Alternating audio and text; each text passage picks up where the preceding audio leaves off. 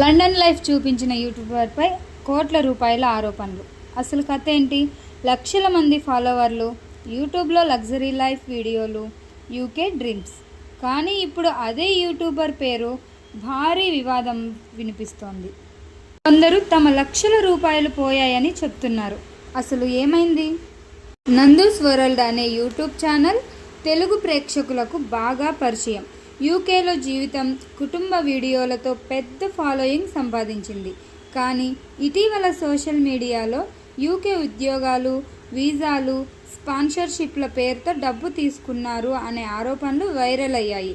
కొందరు బాధితులమని చెప్పుకుంటున్న వ్యక్తులు లక్షల రూపాయలు చెల్లించామని, వాగ్దానం చేసిన సేవలు అందలేదని ఆరోపిస్తున్నారు.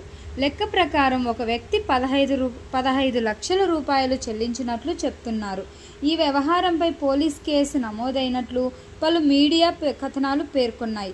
మరోవైపు సోషల్ మీడియాలో కోట్ల రూపాయల వరకు వసూలు జరిగాయనే ప్రచారం కూడా నడుస్తోంది.